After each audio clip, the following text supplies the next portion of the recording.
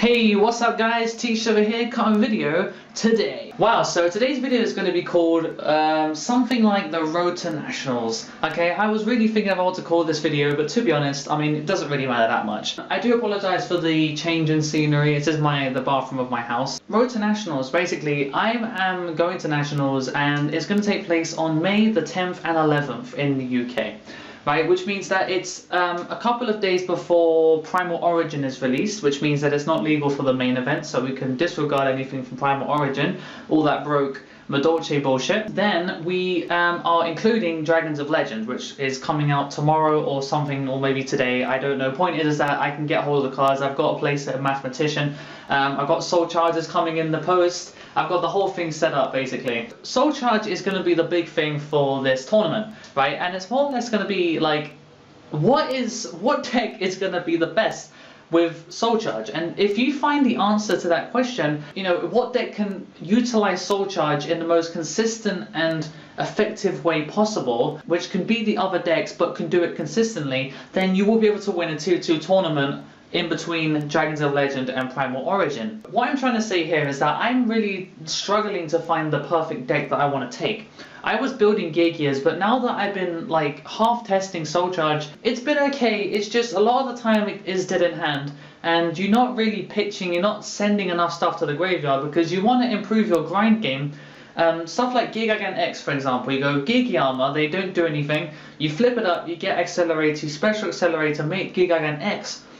You detach the Geargia Accelerator from the Geargia X when it's summoned to get the same accelerator from your graveyard to the hand. The reason why players do this is because they want to improve their grind game later on. Because when you're going to start having to resort to 2-card combos, such as a Geargia Armor in your hand and an accelerator that you just drew, you might need to actually get the shit that your opponent's summoning out the way now. Which means that you can't leave accelerators in the graveyard. Which means that Soul Charge doesn't really go off. If you do resolve it, you get to special summon like what, like 2 monsters. You know, it's like, oh, you summon Alucard, you summon an Arc or an Exiton or something, it's like, great, you blow up the field.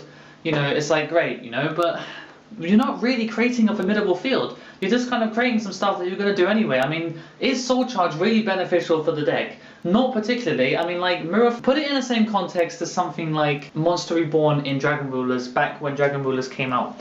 Now, Dragon Rulers, they were intensely fast. They did not need Monster Reborn, which is why a lot of players opted to take it out. Because all the dragons could resummon themselves over and over again, there was no worry about it. So you could literally just special summon all the dragons and attack the game. Monster Reborn was taken out, and that was it. Basically, you had one extra card in your deck to put whatever you wanted. I feel with this in the same sense. I mean, like, a lot of the time, you're doing what your deck does anyway. You're going to run multiple Corn the Haunted. You're going to run multiple stuff. Like, you know, you're actually going to spam the field from your deck to the field, rather than get all your shit put in the graveyard, then put them on the field.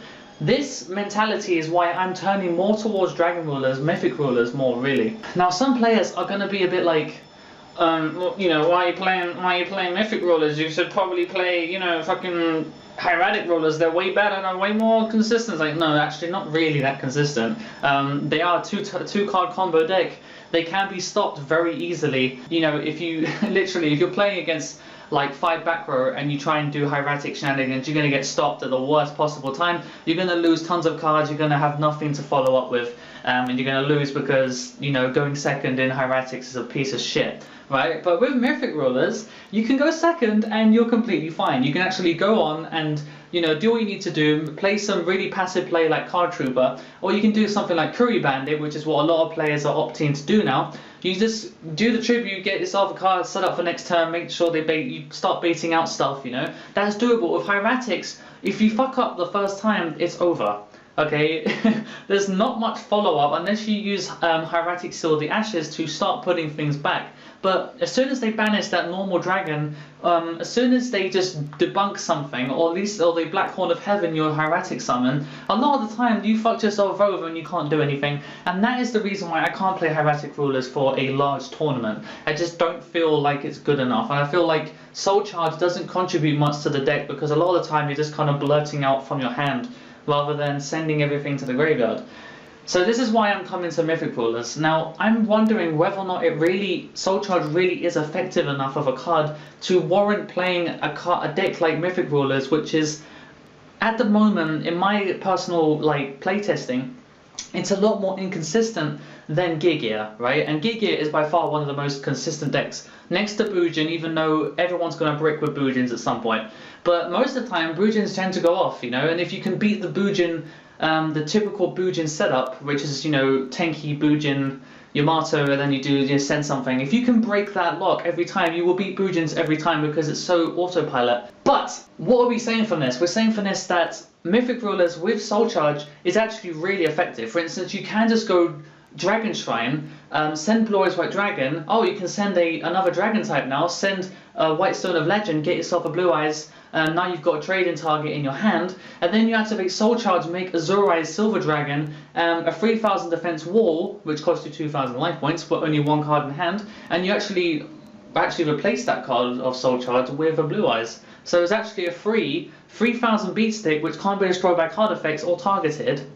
And on your next standby phase, you get a free Blue Eyes White Dragon to bait out Torrential Tribute, to bait out anything you want. Okay, so that setup in itself is incredible, which is something that the Blue Eyes deck could not do. And everyone knew that Azure Eyes Silver Dragon and Blue Eyes itself is a great card. Blue Eyes is fantastic right now because Fiendish Chain can't get around it, Breakthrough Skill does nothing. So it just pushes straight through back row. You know, a lot of the time it just doesn't give a shit. And you keep your Azure Eyes in defense mode so that you can just keep attacking with the Blue Eyes. So that's fantastic. So what I'm getting from this basically is that the fact that the deck can literally dump 2/3 of its deck in one turn means that Soul Charge can set you up with Drakasak and Felgrand. And if you back up that kind of field with Maxi in hand, with Swift Scarecrows, of anything, with back row, with anything like that, if you can back that field up, you will automatically win. Even the main point I'm trying to take from that kind of field is that if your opponent Soul Charges back and they try and dismantle your field, Felgrand and Drakasak is such a bitch of a field to get rid of, I swear to God. It is incredibly difficult. Drakasak can't die. If your opponent Dark Holes, you protect the Felgrand, they have to do something, they have to get rid of stuff, they've got to waste a whole bunch of cards to get rid of it. And if you do, you generally haven't wasted that many cards because you've just been trading